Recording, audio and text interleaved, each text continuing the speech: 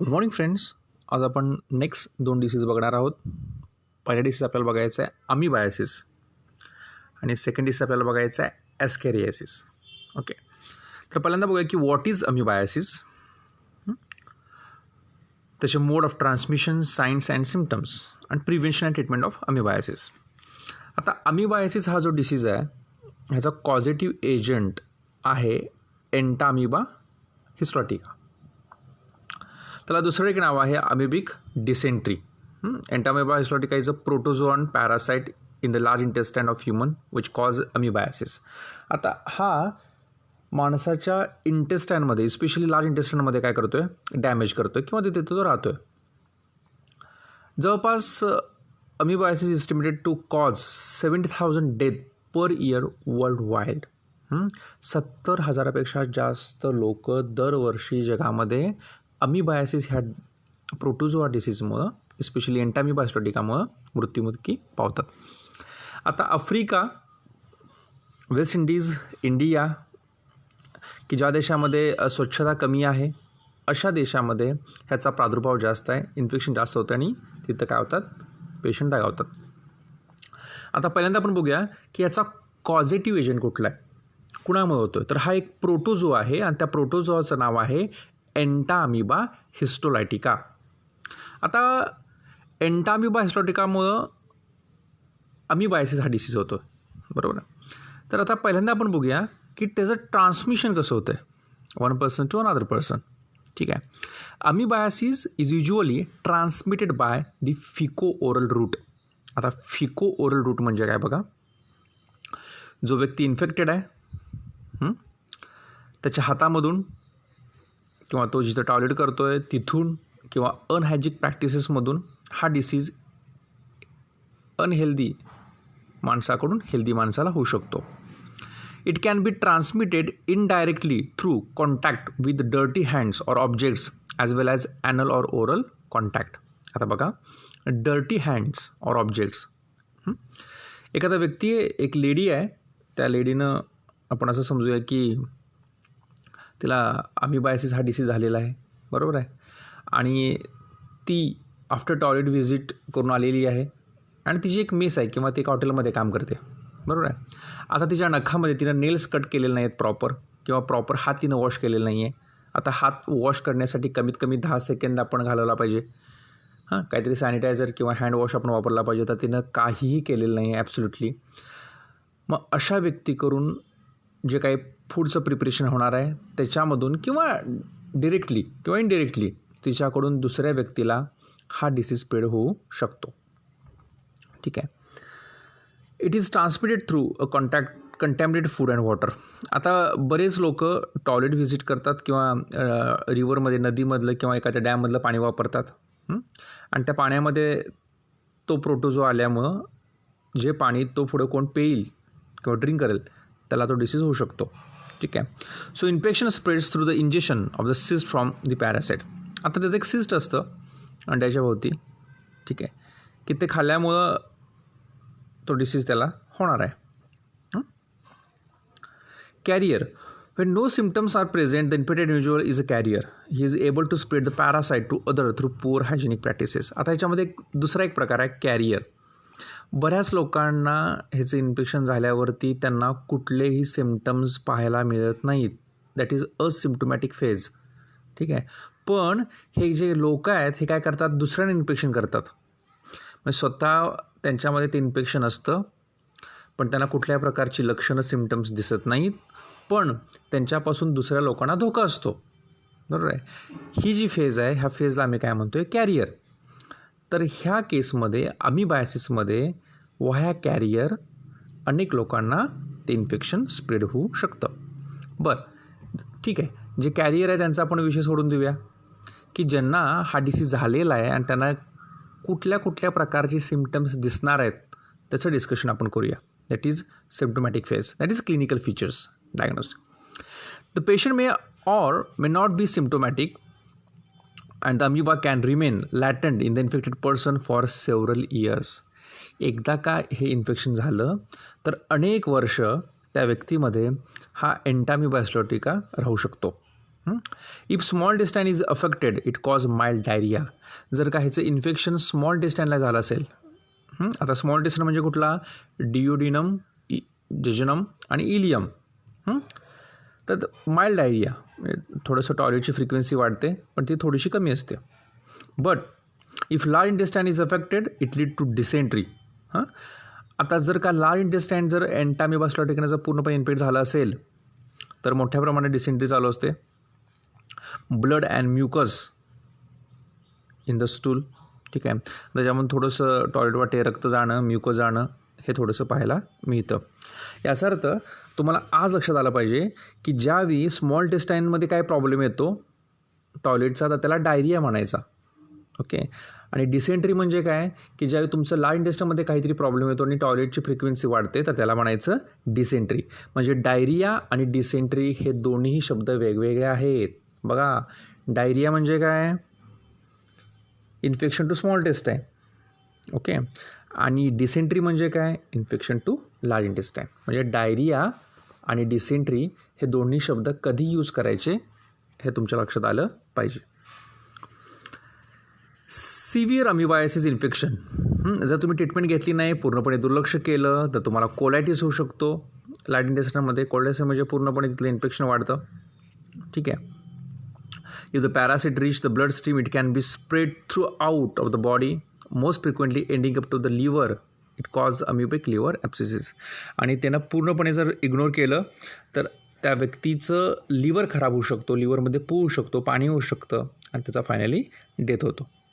ठीक आहे, म्हणून आम्ही ह्यालाच म्हणतो आहे अमिबिक डिसेंट्री. ठीक आहे. आता मित्रांनो, आपलं एक जबाबदारी आहे की इंडियामध्ये सुद्धा अमिबायसिसचे पेशंट भरपूर पाहायला भेटतात. तर आपण हा डिसीज होऊ नये म्हणून आपण काय करायला पाहिजे, प्रिव्हेन्शन काय घ्यायला पाहिजे, आपण जर झाला तर मग ट्रीटमेंट काय घ्यायला पाहिजे हे थोडंसं आपण त्याचं डिस्कशन करूया. Wash hands thoroughly with soap and hot running water for at least 10 second after using the toilet or changing babies diaper and before the handling food. कुठलीही गोष्ट खात असताना पटकन ती गोष्ट खायची नाही आहे, त्याच्या आधी हात प्रॉपर वॉश करणं, सॅनिटायझर करणं हे खूप गरजेचं आहे, जी सवय तुम्हाला आता लागलेली आहे कोविड-19 या काळामध्ये. कुठलीही भाजी किंवा कुठलंही फ्रूट हे प्रॉपर वॉश केल्याशिवाय खायचं नाही.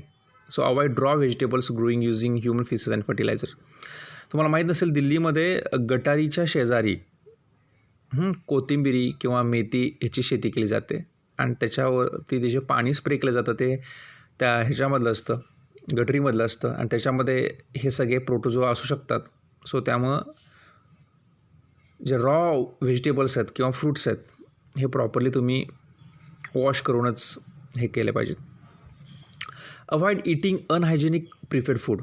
रस्त्यावरचं गटरीच्या तिथं एखादा गाडा असतो, स्टँडवरती जिथं माश्या आहेत किंवा आणखीन काही गोष्टी आहेत जिथं अनहायजेनिक तुम्हाला सगळं वाटतं, एखादं हॉटेल, तर अशा ठिकाणी तुम्ही काय करू नका, फूड घेऊ नका. Drink boiled water. शक्यतो एखाद्या बाहेरच्या ठिकाणी तुम्ही गेला तिथं तुम्हाला काही माहीत नाही आहे पाणी कसं आहे किंवा काय, तर अशावेळी तुम्ही बॉइल्ड वॉटर प्रिफर करा की जेणेकरून तुम्हाला इन्फेक्शन होणार नाही आहे. तुमच्या गावामध्ये जी ग्रामपंचायत आहे, नगरपालिका आहे, महानगरपालिका आहे, म्युनिसिपल कॉर्पोरेशन आहे, तिथं जे पाणी तुम्ही घेताय त्या पाण्यामध्ये क्लोरिनेशन करा. शक्यतो क्लोरिनेशन केल्यावरती हा प्रोटोझोआ शक्यतो तिथं जिवंत राहू शकत नाही. आपल्या घरामध्ये जे बाथरूम्स आहेत, टॉयलेट्स आहेत, कमोड असतील किंवा WC असतील, ठीक आहे, तिथं प्रॉपर लक्ष देऊन तिथली स्वच्छता करून घ्या. Good sanitary practices as well as the responsible sewage disposal or treatment are necessary for the prevention of Entamoeba infection on endemic level. अगदी जागतिक लेवलला सुद्धा तुम्ही WHO सांगत असते प्रत्येक देशाला की तुम्ही कुठल्या प्रकारे हे कंट्रोल करा, तर त्यांच्या ज्या गाईडलाईन आहेत त्या तुम्ही पाहिल्या पाहिजेत. आता ह्याच्यावरती एक ड्रग आहे मेट्रोनिझोल नावाचं. जर तुम्हाला इन्फेक्शन झालंच, आपण काळजी करणार आहोत की जेणेकरून हे इन्फेक्शन आपल्याला होणार नाही, तरीही त्यातून आपल्याला झालंच तर मेट्रोनिझोल नावाचं एक ड्रग आहे, ते आपण ड्रग घेऊन आपण त्याची ट्रीटमेंट घेऊ शकतो. ठीक आहे. अशा प्रकारे आज आपण अमिबायसिस हा डिसीज काय केलेला आहे बघितलेला आहे. आता नेक्स्ट जो डिसीज आहे फिगर 8.2 मध्ये बघताय, diagram showing inflammation of one of the lower limbs and elephantiasis. आता आपल्याला दुसरा एक डिसीज बघायचा आहे. त्या डिसीजचं नाव आहे इलेफंटायसिस. त्याला दुसरं नाव आहे हत्ती रोग किंवा त्याला तिसरं नाव आहे फिलारायसिस. ठीक आहे. हा एक थोडासा एक विचित्र डिसीज आहे की जो वेस्ट इंडिज, आफ्रिका, ऑस्ट्रेलिया किंवा आपल्या इंडियामध्ये किंवा एशियामध्ये पण थोड्या प्रमाणात पाहिला जातो. तर त्या डिसीज आपण बघणार आहोत. त्या डिसीजचं नाव आहे फिलारायसिस किंवा त्याला आपण म्हणतोय एलिफंटियासिस. The disease caused by nematode Wucheria bancrofti is called elephantiasis. It is also called filariasis. मित्रांनो, हा जो डिसीज आहे हा एका निमॅटोडमुळे होतो. त्या निमॅटोडचं नाव आहे Wucheria bancrofti.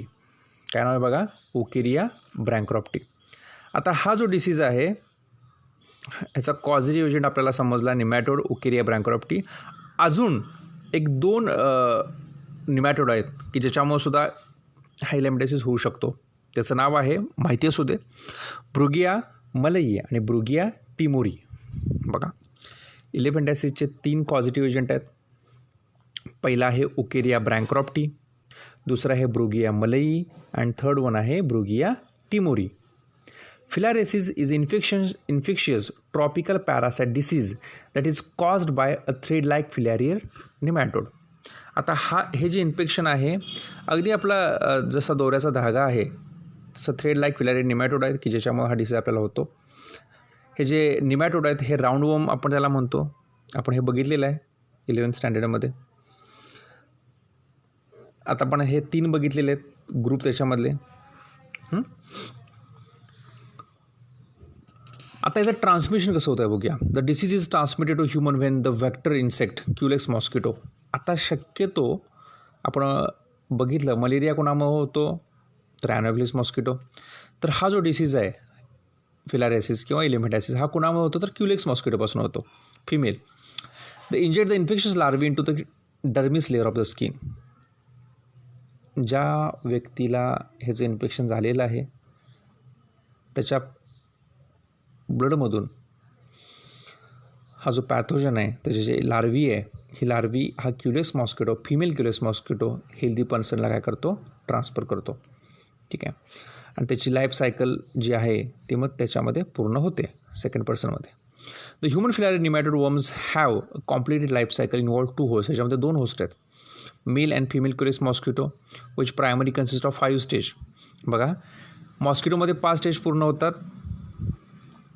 After the male and female worms mate the female gives birth to thousands of microfilariae. आता लक्षात ठेवा, ज्या व्यक्तीला ह्याचं इन्फेक्शन झालेलं आहे त्याच्यामध्ये मेल फिमेल एकत्र येऊन लक्षात ठेवा थाउजंड्स ऑफ मायक्रोफिलारी ते काय करतात, रिप्रोड्यूस करतात. These microfilariae are taken up by the Culex mosquito intermediate host during the blood meal. आणि जी फिमेल क्युलेक्स मॉस्किटो आहे ती काय करते, हे सगळे बारके बारके जे लहान लहान मायक्रोफिलारी आहेत ते काय करते, ज्यावेळी ब्लड मिल्क येते त्यावेळी ते टेकअप करते. In the mosquito host the microfilariae moult and develop in to 3rd stage that is infective stage. आणि त्याच्या गटमध्ये ह्या मायक्रोफिलारीचं कन्वर्जन 3rd स्टेजमध्ये होतं. Upon taking another blood meal the mosquito injured the infectious larvae in to the dermis layer of the skin of human. आणि जे 3rd स्टेजवाले मायक्रोफिलारी आहेत ते काय करते, ती हेल्दी पर्सनच्या ब्लडमध्ये काय करते, अनादर ब्लड मिल घेण्याच्या हिशोबानं ते त्याच्यामध्ये ट्रान्सफर करते. About 1 year the larval moult through a 2 more stage that is maturation into adult form. आणि जवळपास ज्या दिवशी हा जाईल तिथून 1 वर्ष ते 1.5 वर्षामध्ये 4th आणि 5th स्टेज काय होते त्याच्यामध्ये तयार होते. आणि 5th स्टेजमध्ये त्याचे हात पाय सुजायला लागतात. That is oedema. The science and symptoms of clinical features. The most spectacular symptoms of lymphatic filariasis is elephantiasis oedema. पहिलं लक्षण म्हणजे इडिमा. इडिमा म्हणजे काय की हातपाय सुजायला लागतात. ठीक आहे, जाड व्हायला लागतात. Elephantiasis results when the parasite lodge in the lymphatic system. Elephantiasis affect mainly the lower extremities. However, different species of filarial worm tend to affect different parts of the body. Wucheria bancrofti can affect the legs, arms, vulva, breast and scrotum causing hydrocele formation. आणि आतून तो भाग कमी कमी होणं म्हणजे पोकळ होऊन मोठा होणं. मग आता ह्याचं इन्फेक्शन कुठं होतं तर लेगला, पायाला, हाताला, उलवा म्हणजे वजाण्याजवळ, ब्रेस्ट, स्क्रोटम अशा ठिकाणी होऊ शकतं. मग हे जर व्हायचं नसेल तर आपण काय करायला पाहिजे, तर जो व्हेक्टर आहे मॉस्किटो, क्युलेक्स मॉस्किटो स्पेशली, तो आपण बाईट करून न घेतला पाहिजे. त्यामुळे आपण इन्सेक्टिसाइड स्प्रेड केले पाहिजेत. मॉस्किटो बेड नेट्स यूज केल्या पाहिजेत. ठीक आहे. मॉर्टिन गुड नाईट किंवा इन्सेक्ट रिपेलेंट आपण यूज करायला पाहिजेत. किंवा diethyl कार्बाझामाइन 100 milligram mg twice day for 3 weeks. 3 आठवडे आपण 100 mg डायइथाइल कार्बाझामाइन नावाची जी गोळी आहे ही आपण 3 आठवडे घेतली पाहिजे. किंवा 5 days एव्हरी 6 month, 5 दिवस प्रत्येक 6 महिन्यामध्ये आपण ती घेतली पाहिजे, की जेणेकरून तुम्हाला हे इन्फेक्शन होणार नाही.